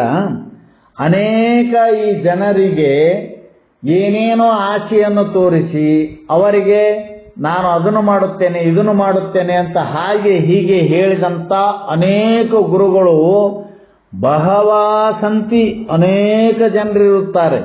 ಆದರೆ ಅವರೆಲ್ಲರಲ್ಲಿ ಕೈಬೆರಳು ಮಾಡಿ ಎಣಿಸಿ ತೋರಿಸತಕ್ಕಂಥವರು ವಿರಳ ಸಂತಿ, ಅಂದ್ರೆ ಅತೀ ಕಡಿಮೆಯಾದಂಥ ಸಂಖ್ಯೆಯಲ್ಲಿರುವಂಥವ್ರು ಯಾರು, ಎಲ್ಲೋ ಒಬ್ಬರು ಅಂತ ಮಹಾನ್ ಗುರುಗಳು ಅವ್ರು ಯಾರು ಅಂತ ಕೇಳಿದ್ರೆ ಶಿಷ್ಯ ವೃತ್ತಾಪಹಾರಕ. ಶಿಷ್ಯನಿಗೆ ಬಂದಿರತಕ್ಕಂಥ ಈ ಭವದುಃಖ ಅವನ ಆಂತರ್ಯದಲ್ಲಿ, ಅವನ ಹೃದಯದಲ್ಲಿ ಹೊತ್ತಿ ಉರಿಯತಕ್ಕಂಥ ಈ ಭವದಾಗ್ನಿಯ ಈ ದುಃಖವನ್ನು ಹೊಡೆದೋಡಿಸ್ತಕ್ಕಂಥವ್ ಎಲ್ಲಿಯೂ ಒಬ್ಬ ಇರುತ್ತಾನೆ ಅಂತ. ಇವ್ರು ನೋಡ್ರಿ ಎಷ್ಟು ಮಂದಿ ಗುರುಗಳಿದ್ದಾರೆ ಅಂತ ಕೇಳಿದ್ರೆ ಬಹಳಷ್ಟು ಜನ ಗುರುಗಳಿದ್ದಾರೆ. ನಾ ಗುರು, ನೀ ಗುರು, ಅವ ಗುರು, ಇವ ಗುರು, ಎಷ್ಟು ಜನ ಗುರುಗಳ್ರಿ. ಅಯ್ಯಯ್ಯೋ, ಹಲ್ಲು ಗುರು, ಕಪಾಳ ಗುರು, ಕಿವಿ ಗುರು, ತೊಡೆ ಗುರು, ಕಾಲು ಗುರು, ಆ ಗುರು, ಈ ಗುರು, ಕಲ್ ಮೇಲೆ ಕಲ್ಲಿಟ್ಟು ತಿರುಗಿದ್ರ ಅದು ಗುರು, ಎರಡು ನಾಯಿಗಳು ತಿರುಗಿದ್ರ, ಎರಡು ನಾಯಿಗಳು ಕೂಡಿದ್ರ ಅವು ಎದ್ದು ಗುರು ಗುರು ಗುರು. ಏನು ಗುರುಗಳು ಸಂಖ್ಯೆಗೆ ಲೆಕ್ಕನೇ ಇಲ್ಲ. ಆಮೇಲೆ ಮಾತಿನ ಗುರು, ಹಟ್ಟಿ ಗುರು, ಬಟ್ಟಿ ಗುರು, ರೊಕ್ಕದ ಗುರು, ಎಷ್ಟು ಜನ ಗುರುಗಳದಾರ್ರಿ. ಇವರೆಲ್ಲರೂ ಏನೇನೋ ಹೇಳಿ ಒಂದು ಗುರು ಪದಕ್ಕೆ ನಾವು ಯೋಗ್ಯರದೀವ ಅಂತ ಮತ್ತೊಬ್ಬರಿಂದ ಬಾಚಿಕೊಂಡು ಅವರಿಂದ ದೋಚಿಕೊಂಡು ಹೋಗತಕ್ಕಂಥ ಗುರುಗಳು. ಇದು ನಮಗೆ ವಾಚಾರ್ಥವನ್ನು ಹೇಳ್ತಾ ಇದ್ದೇನೆ. ನಮಗೆ ಇಲ್ಲಿ ತನ್ನ ಲಕ್ಷ್ಯ ಅರ್ಥ. ಇಷ್ಟೆಲ್ಲ ಗುರುಗಳದಾರಲ್ಲ, ಇವರೆಲ್ಲರೂ ಗುರುಗಳೇ ಅಂತ ಹೇಳ್ಕೊತಾರ. ಗುರುನಾಮದಿ ತಿರುಗುತ್ತಿಹರು ಅನೇಕ ಜನರು ಅಂತ, ಬತ್ತಿದ ಕೆರೆ ಬಾವಿಗಳಂತೆ. ನಾ ಗುರು ನೀ ಗುರು ಅಂತ ವೇಷ ಆಡಂಬರದಿಂದ ಶಂಕರಾಚಾರ್ಯರು ಬಹಳಷ್ಟು ಬರ್ಕೊಂಡು ಬಂದಿದ್ದಾರೆ. ಈ ಎಲ್ಲ ವೇಷ ಆಡಂಬರದಿಂದ, ವೇಷಭೂಷಣದಿಂದ, ಮಾತಿನಿಂದ, ಅದು ಇದು ಹಾಗೆ ಹೀಗೆ ಅಂತ ಅನೇಕ ಜನರು ನಾವು ಗುರುಗಳು ಗುರುಗಳು ಗುರುಗಳು ಅಂತ ಏನು ತಿರುಗಾಡ್ತಾರಲ್ಲ, ಇದೇನು ನೀವು ಕಪಾಳ ಗುರು, ಹಲ್ಲು ಗುರು ಹಿಡ್ಕೊಂಡು ಎಲ್ಲ ಪಟ್ಟಿ ಗುರು, ರೊಟ್ಟಿ ಗುರು, ಬಟ್ಟಿ ಗುರು, ದಕ್ಷಿಣ ಗುರು, ಪ್ರವಚನ ಗುರು ಎಲ್ಲ ಗುರುಗಳನ್ನ ನೀವು ಒಂದು ಕಡೆ ಇಟ್ಟು ಅವರೆಲ್ಲರಿಗೆ ಮೀರಿದಂಥವನು ಇವನ್ ಯಾರು ಅಂತ ಕೇಳಿದ್ರೆ ಅವರಿಗೆ ರಾಜ, ಇವನ ಸಮಾನ ಇವರ ಜೀವನದಲ್ಲಿ ಎಂದೂ ಆಗಕ್ಕೆ ಸಾಧ್ಯವಿಲ್ಲ ಅಂತ ತಿಳ್ಕೊಂಡು ಇವ್ರಿಗೇನಂತ ಕರೀತಾ ಇದ್ದಾರೆ ಅಂತ ಕೇಳಿದ್ರೆ ಗುರುರಾಜ. ಇವ ಗುರುರಾಜಪ್ಪ. ಇವ್ರು ಯಾರು ಗುರುಗಳಾಗ್ಬೋದು, ರಾಜ ಆಗಂಗಿಲ್ಲ. ಮನುಷ್ಯರಾಗ್ಬೋದು, ರಾಜ ಆಗುವುದಿಲ್ಲ. ಗುರುಗಳಾಗ್ಬೋದು, ಗುರುರಾಜ ಆಗುವುದಿಲ್ಲ. ಹಾಗೆ ಇಲ್ಲಿ ಪ್ರಥಮ ಏನಂತ ಹೇಳಿದ್ರು ಅಂತ ಕೇಳಿದ್ರೆ ಗುರುರಾಜ. ಆಮೇಲೆ ಸಿದ್ಧಾರೂಢ ಅಂತ. ಸಿದ್ಧಾರೂಢ ಅದ ಸಮಸ್ತ ಪದ ಕೂಡಿಸಿ ಅನ್ಬೇಕು ನೀವು. ಸಿದ್ಧ ಆಮೇಲೆ ಆರೂಢ, ಹಿಂಗ ಸಿದ್ಧಾರೂಢ ಕೂಡಿಸಿ ಬಿಡಿಸಿದ್ರೆ ಏನಾಗ್ತದೆ ಅಂತ ಕೇಳಿದ್ರೆ ಸಿದ್ಧ. ಸಿದ್ಧ ಪದಕ್ಕೆ ಅರ್ಥ ಏನು ಅಂತ ಕೇಳಿದ್ರೆ ಅದು ಸಿದ್ಧ ಅಂದರೆ ತಯಾರಾಗುವಂತ. ತಯಾರಾಗುವುದರಲ್ಲಿ ಬಹಳಷ್ಟು ಅರ್ಥಗಳಿದ್ದಾವೆ. ಇವತ್ತ ತಂದೆ ತಾಯಿಯಿಂದ ತಯಾರಾಗೋರದ, ಆಮೇಲೆ ಪರಿಸರದಿಂದ ತಯಾರಾಗೋರದ, ಆಮೇಲೆ ಸಂಬಂಧಿಕರಿಂದ ತಯಾರಾಗೋರದ, ಆಮೇಲೆ ತಂದೆ ತಾಯಿಗಳನ್ನು ತಯಾರಾಗೋರದ, ಆಮೇಲೆ ಗುರುಗಳಿಂದ ತಯಾರಾಗೋರದ. ಆದರೆ ಇಲ್ಲಿ ಸಿದ್ಧ ಪದಕ್ಕೆ ಅರ್ಥ ಏನು ಅಂತ ಕೇಳಿದರೆ ತಯಾರ. ಇವರು ಯಾವ ತಯಾರ ಅಂತ ಕೇಳಿದರೆ ಇವರು ಸ್ವತಃ ತಯಾರ, ಸ್ವತಃ ಸಿದ್ಧ ಅಂತ ಕರೀತಾ ಇದ್ದಾರೆ. ಸ್ವತಃ ಸಿದ್ಧ ಅಂತಂದ್ರೆ ಬೇರೆಯವರಿಂದ ತಯಾರಾದವರಲ್ಲ. ಗಮನದಲ್ಲಿ ಇಟ್ಕೋಬೇಕು. ತಾಯಿ ತಂದೆಯಿಂದ ತಯಾರಾದವರಲ್ಲ, ಪರಿಸರದಿಂದ ತಯಾರಾದವರಲ್ಲ, ಸಮಾಜದಿಂದ ತಯಾರಾದವರಲ್ಲ, ಗುರುಗಳಿಂದ ತಯಾರಾದವರಲ್ಲ. ಇದನ್ನು ನೀವೆಲ್ಲರೂ ಗಮನಿಸ್ತಿದ್ದೀರಿ ಸಿದ್ಧಾರೂಢ ಚರಿತ್ರೆಯಲ್ಲಿ. ಗರ್ಗದ ಮಡಿವಾಳೇಶ್ವರರ ಹತ್ತಿರ ಹೋದಾಗ ನಿನ್ನ ಹೆಸರೇನು ಅಂತ ಕೇಳಿದಾಗ ಆರೂಢ ಅಂತಾರೆ ಅಂತ ಅಂದಾಗ ಇದೆಲ್ಲ ಗೋಳ ಮಾತು ಹೇಳ್ಬೇಡ ನನಗ, ನಿನ್ನ ತಂದೆ ತಾಯಿ ಇಟ್ಟ ಹೆಸರು ಹೇಳೋ. ಆರೂಢ ಅಂತ ಹೇಳಕ್ ನೀನೇನ ಮೇಘದ ಜಲದಂತೆ ಆಕಾಶದಿಂದ ಧರೆಗಿಳಿದೆಯಾ ಅಂತ ಕೇಳಿದಾಗ ಅವ್ರು ಹೇಳಿದರು, ಹೌದು, ನಾನು ಮಾಯೆಯ ಆವರಣವನ್ನು ಮಾಡಿಕೊಂಡು ಶತಸಿದ್ಧ ಚೈತನ್ಯವಾದಂಥ ನಾನು ಇಲ್ಲಿ ನಾಮರೂಪಗಳಿಂದ ಬಂದಿದ್ದೇನೆ ಅಂತ ಹೇಳಬೇಕಾಗಿತ್ತು. ಅಂತಂದ್ರೆ ಇದಕ್ಕೆ ಏನಂತ ಕರೀತಾರೆ ಅಂತಂದ್ರೆ ಸ್ವತಃ ಸಿದ್ಧವಾದದ್ದು. ಯಾವ ಶಾಲೆಗೆ ಹೋಗದೆ, ಯಾವ ಕಾಲೇಜಕ್ಕೂ ಹೋಗದೆ, ಜಗತ್ತಿನಲ್ಲಿರ್ತಕ್ಕಂಥ ಎಷ್ಟು ಭಾಷೆಗಳಿದಾವೋ ಅಷ್ಟೆಲ್ಲ ಭಾಷೆಗಳಿಂದ ನಿರರ್ಗಳವಾಗಿ ಮಾತನಾಡತಕ್ಕಂಥ ಸಾಮರ್ಥ್ಯ ಬರಬೇಕಾಗಿತ್ತಂದ್ರೆ ಇದಕ್ಕೆ ಏನಂತಾರೆ? ಸಿದ್ಧ, ಸ್ವತಃ ಸಿದ್ಧ, ತನ್ನಿಂದ ತಾನೇ ತಯಾರಾದವನು ಅಂತ, ಇದು ಸಿದ್ಧ. ಆಮೇಲೆ ಆರೂಢ ಅಂತ, ಇಲ್ಲಿ ರೂಹ ಅಂತ ಒಂದು ಧಾತು, ಆಮೇಲೆ ಆರೂಹ ಅಂತ ಅದಕ್ಕೆ ಉಪಸರ್ಗವನ್ನು ಸೇರಿಸಿದಾಗ ಅದು ಮತ್ತೊಂದು ಅರ್ಥ ಆಗ್ತಾ ಇದೆ. ರೂಹ ಧಾತುವಿಗೆ ಅರ್ಥ ಏನು ಅಂತ ಕೇಳಿದರೆ ಬೆಳೆ ಅಂತ, ಬೆಳಕೊಂತ ಹೋಗೋದು. ಆರೂಹ ಅಂತಂದ್ರೆ ಮೇಲೆ ಮೇಲೆ ಮೇಲೆ ಬೆಳಕೋತ ಹೋಗೋದು ಅಂತ, ಇದು ಒಂದು ಲಾಕ್ಷಣಿಕ ಅರ್ಥ. ಇದು ಆರೂಹ ಅಂತಂದ್ರೆ ಮೇಲೆ ಮೇಲೆ ಮೇಲೆ ಮೇಲೆ ಬೆಳೀತಾ ಬೆಳೀತಾನೆ ಹೋಗೋದದು. ಹಾಗೆ ಆರೂಢ ಎಲ್ಲಿಯವರೆಗೆ ಅಂತಂದ್ರೆ ಬೆಳೆಯಲಿಕ್ಕೆ ಬಾರಂತ ಸ್ಥಾನಕ್ಕೆ ಹೋಗುವವರೆಗೆ ಯಾವುದು ಬೆಳೀತಾ ಇದೆಯೋ ಅದಕ್ಕೆ ಆರೂಹ ಅಂತ ಕರೀತಾ ಇದ್ದಾರೆ. ಇನ್ನು ನಿಮಗೆ ಇಲ್ಲಿ ಸಾಮಾನ್ಯವಾದಂಥ ಅರ್ಥವನ್ನು ಹೇಳಬೇಕಾಗಿತ್ತಂದ್ರೆ ಇನ್ನೊಂದು ಈ ರೂಢ, ಇನ್ನೊಂದು ಆರೂಢ ಅಂತ. ಆರೂಢ, ಇನ್ನೊಂದು ಈ ರೂಢ. ಇಲ್ಲಿ ರೂಹ ಧಾತುವಿಗೆ ಆರೋಹ ಅಂತಂದ್ರೆ ಬೆಳೀತಾ ಬೆಳೀತಾ ಹೋಗೋದು, ಮೇಲೆ ಮೇಲೆ ಹೋಗೋದು. ಮೇಲೆ ಎಲ್ಲಿ ಹೋಗಲಿಕ್ಕೆ ಬಾರದಂತ ಸ್ಥಾನ ಅದು ಯಾವುದು ಅಂತ ಕೇಳಿದ್ರೆ ತನ್ನ ಸ್ವಸ್ಥಾನ, ಅಲ್ಲಿ ಹೋಗಿ ನಿಂತಿರೋದು ಆರೋಹ. ಇನ್ನು ಆರೂಢ ಅಂತಂದ್ರೆ ಈ ರೂಢ ಒಂದು ಬೇರೆ, ಆರೂಢ ಒಂದು ಬೇರೆ. ಆರೂಢ ಅಂದ್ರೆ ಏನು ಅಂತ ಕೇಳಿದ್ರೆ ಜನನ ಮರಣ ರೂಪ ಕಾಲ್ಪನಿಕವಾದಂಥ ಈ ಯಾವ ಪ್ರಪಂಚಕ್ಕೆ ವಿಲಕ್ಷಣವಾಗಿರುವಂಥದ್ದು ಯಾವುದು ಅಂತ ಕೇಳಿದರೆ ಪರಮಾರ್ಥದ ರೂಢಿ, ಆ ರೂಢಿ ಅದು. ಇನ್ನೊಂದು ಹುಟ್ಟು ಸಾವುಗಳಿಗೆ ಒಳಗಾಗಿ ಸುಖ ದುಃಖಗಳಿಂದ ನೆರಳತಕ್ಕಂಥ ಇದೊಂದು ರೂಢ ಯಾವುದು ಅಂತ ಕೇಳಿದ್ರೆ ಈ ರೂಢ ಅಂತ ಕೇಳಿದರೆ ಪ್ರಪಂಚ. ಈ ಪ್ರಪಂಚವೆಂಬುವಂಥ ಈ ರೂಢಿಯನ್ನು ಬಿಟ್ಟು ಆರೂಢ ಅಂತಂದ್ರೆ ಸುಖ ಸಾಮ್ರಾಜ್ಯದಲ್ಲಿ ನೆಲೆಸಿದಂಥವನಿಗೆ ಏನಂತ ಕರೀತಾರೆ ಅಂತ ಕೇಳಿದ್ರೆ ಆರೂಢ. ಇದಕ್ಕೆ ಏನಾಗ್ತಂದ್ರೆ ಗುರುರಾಜ್ಯ ಸಿದ್ಧಾರೂಢ. ಸಮರ್ಥ ಅಂದ್ರೆ ಯೋಗ್ಯತೆ. ಇದು ಯಾರೇ ಕೊಡೋದು ಯೋಗ್ಯತೆ ಅಲ್ಲ, ನಿನ್ನ ಎಕ್ಸಾಮ್ ನೋಡಿ ಕೊಡೋ ಯೋಗ್ಯತೆ ಅಲ್ಲ, ನಿನ್ನ ಇದಕ್ಕೆ ನೀನು ಸೆಲೆಕ್ಟ್ ಆದೀಪ ಅಂತ ಮತ್ತೊಬ್ಬರು ಹೇಳ್ತಕ್ಕಂಥ ಯೋಗ್ಯತೆ ಅಲ್ಲ. ಇದು ಬೇರೆಯವರು ಅಳೆದು ಹೇಳ್ತಕ್ಕಂಥ ಯೋಗ್ಯತೆ, ಸಮರ್ಥತೆ ಬರ್ತದಲ್ಲ, ಇದು ಅಲ್ಲ. ಈ ಎಲ್ಲ ಗುರು ಎಂಬುವ ಪದಕ್ಕೆ, ರಾಜ್ಯವೆಂಬುವ ಪದಕ್ಕೆ, ಸಿದ್ಧವೆಂಬುವ ಪದಕ್ಕೆ, ಆರೂಢವೆಂಬುವಂಥ ಪದಕ್ಕೆ ಯಾರು ಯೋಗ್ಯರಾಗಿರ್ತಾರಲ್ಲ ಸ್ವತಃ ಅವರೇ ಸಮರ್ಥರು. ಅವರು ಯಾರು ಅಂತ ಕೇಳಿದ್ರೆ ಸಿದ್ಧಾರೂಢ. ಅದನ್ನೇ ಮುಂದೆ ಬೆಳಗುವೇನು ಆರತಿಯ. ನೋಡಿ, ಬೆಳಗುವೇನು ಆರತಿ. ಬೆಳಗು ಅಂತಂದ್ರೆ ಕೈಯಲ್ಲಿ ಹಿಡ್ಕೊಂಡು ಆ ಪ್ರಕಾಶವನ್ನು ತೋರಿಸುವುದಕ್ಕೆ ಬೆಳಗು ಅಂತಾರೆ. ಆ ಬೆಳಕನ್ನು ಹೆಚ್ಚಿಗೆ ಮಾಡಿ ಅದಕ್ಕೆ ನಾವು ಬೆಳಗುವುದಕ್ಕೆ ನಾವು ಬೆಳಗುವೇನು ಅಂತ ಕರೀತಾರೆ. ಇದನ್ನು ತಿರುಗು ಅಂತ ಕರೀತಾ ಇದ್ದಾರೆ, ಸುತ್ತರಿಸುವಂತ ಕರೀತಾ ಇದ್ದಾರೆ. ಆರತಿ ಇಲ್ಲಿ ಬಹಳ ಮುಖ್ಯವಾದಂಥ ಅರ್ಥ ಆರತಿ ಅಂತ. ಆರತಿ ಅಂದ್ರೆ ಏನು? ಆರತಿ ಅದೊಂದು ತಟ್ಟೆಯೊಳಗ ಒಂದೆರಡು ಪಂಚಾರತಿ, ಅದರಲ್ಲಿ ಒಂದು ಕಳಸದ ಒಂದು ಏನೋ ಇಟ್ಕೊಂಡು ಎಣ್ಣೆ ದೀಪ ಬತ್ತಿ ಅವೇನೋ ಇರುತ್ತೆ, ಇದಕ್ಕೆ ಆರತಿ ಅಂತ ಕರಿತಾ ಇದ್ದಾರೆ.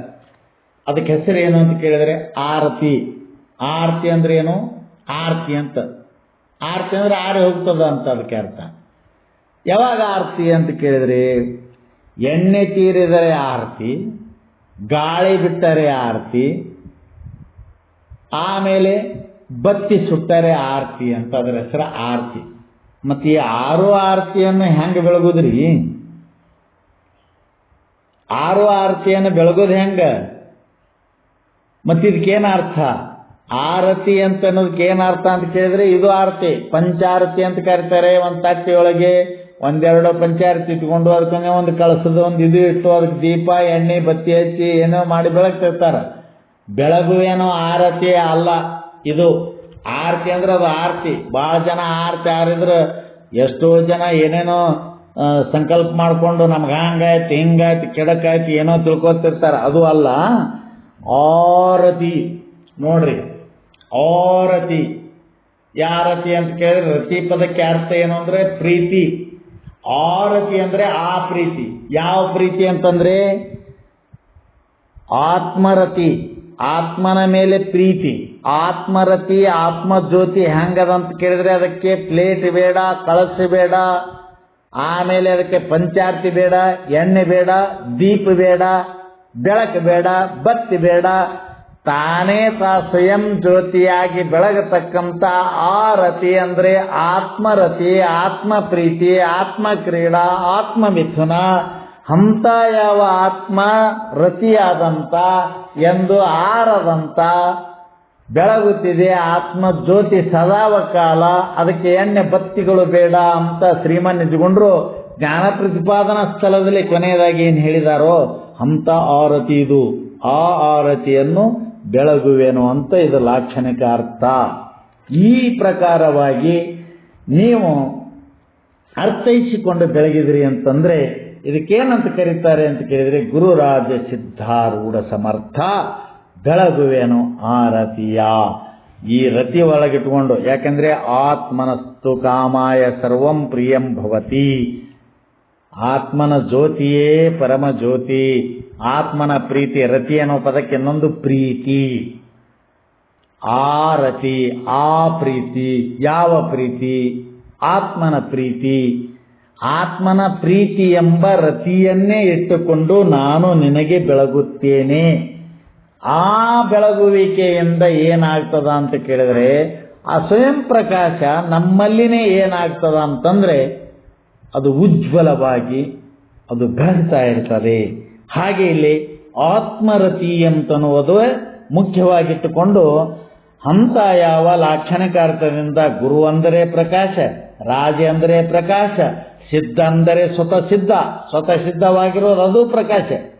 ಆತ್ಮನನ್ನು ಯಾರೂ ಸಿದ್ಧ ಮಾಡಿಲ್ಲ. ಇವತ್ತು ಜಗತ್ ಸಿದ್ಧ ಮಾಡ್ಯಾರ, ಇವತ್ತು ಅದು ಸಿದ್ಧ ಮಾಡ್ಯಾರ, ಇದು ಸಿದ್ಧ ಮಾಡ್ಯಾರ, ಎಲ್ಲರೂ ಸಿದ್ಧ ಮಾಡ್ಯಾರ. ಆದರೆ ಆತ್ಮನನ್ನು ಯಾರು ಸಿದ್ಧ ಮಾಡ್ಯಾರ? ಸ್ವತಃ ಸಿದ್ಧವಾಗಿರುವುದು ಆರೂಢ. ಆ ಸ್ವತಃ ಸಿದ್ಧವಾಗಿರತಕ್ಕಂಥ ಆತ್ಮ ನಾನೇ ಅಂತ ತಿಳಿದು ಏರಿ ಏರಿ ಏರಿ ಏರಿ ಹೋಗಿ ಮೇಲೆ ಮತ್ತೇರಲಿಕ್ಕೆ ಬಾರದಂಥ ಸ್ಥಾನದಲ್ಲಿ ಹೋಗಿ ಆರೋಹಣ ಮಾಡುವುದಕ್ಕೇನೆ ಅಂತ ಕರೀತಾರೆ ಆರೂಢ. ಅದಕ್ಕೆ ಸಮರ್ಥರ್ಯಾರು ಅಂತ ಕೇಳಿದರೆ ಇವರು ಸಮರ್ಥರಲ್ಲ. ಯಾರು ಸಮರ್ಥರ ಅಂತ ಕೇಳಿದರೆ ಜಗದ್ಗುರು ಸಿದ್ಧಾರೂಢರೇ ಸಮರ್ಥರು ಅಂತ. ವಿಷಯ ವಾಸನೆಗಳೆಲ್ಲವನ್ನು ತ್ಯಾಗ ಮಾಡಿ, ವಿಷಯಗಳೆಲ್ಲವನ್ನು ವಿಷವೆಂದು ಅರಿತು, ಆತ್ಮ ಸ್ವರೂಪವೇ ಸತ್ಯವೆಂದು ತಿಳಿದು, ಅದುವೇ ಅಮೃತ ಸ್ವರೂಪವೆಂದು ತಿಳಿದು, ಆ ವಿಷಯಗಳಿಗೆ ತಿಲಾಂಜನೆಯಲ್ಲಿಟ್ಟು ಸದಾವ ಕಾಲ ತನ್ನ ತಾನು ಅರಿಯಬೇಕೆಂಬ ಚಿಂತನೆಯಿಂದ ಅವರು ಏನೇನೋ ಮಾಡಿ ತಿರುಗಿ ಅಲ್ಲಿ ಇಲ್ಲಿ ಎಲ್ಲ ಕಡೆ ಓಡಾಡಿ ತನ್ನ ಆತ್ಮರತಿಯನ್ನು ಬೆಳಗಿಸಿಕೊಳ್ಳುವುದಕ್ಕಾಗಿ ಪಡೆಯುವುದಕ್ಕಾಗಿ ಎಷ್ಟು ಕಷ್ಟಪಟ್ಟರೋ ಅದನ್ನು ಕಷ್ಟಪಟ್ಟಂಥ ಒಬ್ಬ ವ್ಯಕ್ತಿ ಅದಕ್ಕೆ ಸಮರ್ಥ. SSLC ಫೇಲ್ ಆದವ ಸಮರ್ಥ ಅಲ್ಲ, DC-ಗೆ. SSLC ಫೇಲ್ ಆದಂಥವ ಸಮರ್ಥ ಅಲ್ಲ, ಡಾಕ್ಟರ್ಗೆ. MBBS MD ಮುಗಿಸಿದ್ರೇ ಅವನು ಹೇಗೆ ಡಾಕ್ಟ್ರು, ಹಾಗೆ IAS ಮಾಡಿದವನೇ ಹಾಗೆ DC ಅನ್ನುವಂಥದ್ದಕ್ಕೆ ಅವನು ಯೋಗ್ಯನೋ, ಹಾಗೆ ಸಮರ್ಥ ಪದ ಏನು ಅಂತ ಕೇಳಿದರೆ ಇವತ್ತ ಆ ಗುರು ಪದಕ್ಕೆ, ಆಮೇಲೆ ರಾಜ ಪದಕ್ಕೆ, ಸ್ವತಃ ಸಿದ್ಧ ಪದಕ್ಕೆ, ಆರೂಢ ಪದಕ್ಕೆ ಯಾರಾದರೂ ಸಮರ್ಥರು ಇದ್ದರೆ ಅವರು ಯಾರು ಅಂತ ಕೇಳಿದ್ರೆ ಸಿದ್ಧಾರೂಢರೇ ಸಮರ್ಥರು. ಹಾಗೆ ಅಂತಹ ಸಿದ್ಧಾರೂಢನಿಗೆ ನಾನು ಬೆಳಗುವೆನು ಆರತಿ. ಯಾವ ಆರತಿಪ? ಎಣ್ಣೆ ಬತ್ತಿ ಆರತಿ ಅಲ್ಲ, ದೀಪದ ಆರತಿ ಅಲ್ಲ, ಕಂಚಿನ ಆರತಿ ಅಲ್ಲ, ಬೆಳ್ಳಿ ಆರತಿ ಅಲ್ಲ, ಸುವರ್ಣದ ಆರತಿ, ಬಂಗಾರದ ಆರತಿ ಅಲ್ಲ, ಇವು ಯಾವ ಆರತಿ ಅಲ್ಲ. ಆರತಿ, ರತಿ ಅಂದ್ರೆ ಪ್ರೇಮ, ಅಪ್ರೇಮವೇ ಪರಮಾತ್ಮ. ಅಂತ ಪ್ರೇಮ ಆರತಿ ಅಂದ್ರೆ ತನ್ನ ಆತ್ಮನಲ್ಲಿ ತಾನು ರತಿಯಾಗಿ ಅದನ್ನು ಪ್ರೇಮಿಸಿ ಅದನ್ನು ಬೆಳಗತಕ್ಕಂಥವರು ಯಾರೋ ಅವರೇ ಸಿದ್ಧಾರೂಢರು. ಅಂತ ಸಿದ್ಧಾರೂಢನಿಗೆ ನಾವು ಆರತಿ ಬೆಳಗುತ್ತೇವೆ ಅಂತ ಇಲ್ಲಿ ತಿಳಿದು ಮಾಡಿದ್ರೆ ಇದು ಈ ಮಂಗಳಾರತಿಯ ಪದಕ್ಕೆ ಯೋಗ್ಯವಾದಂಥ ಲಾಕ್ಷಣಿಕ ಅರ್ಥ ಆಗ್ತದೆ ಅಂತ ನಾವು ಇದನ್ನು ತಿಳಿಬೇಕು ಅಂತ ಹೇಳಿ ಇವತ್ತ ಗುರುರಾಜ ಸಿದ್ಧಾರೂಢ ಸಮರ್ಥ ಬೆಳಗುವಿನ ಆರತಿ ಅನ್ನುವಂಥ ಈ ಯಾವ ಪಲ್ಲವಿಯನ್ನು ಮಾತ್ರ ನಾವು ಅರ್ಥೈಸಿದ್ದೇವೆ.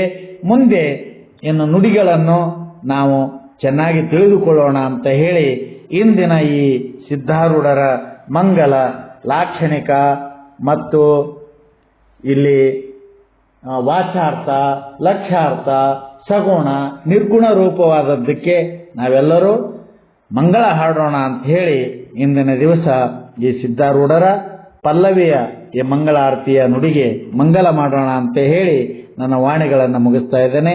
ಹರಿ ಓಂ ತತ್ಸತ್.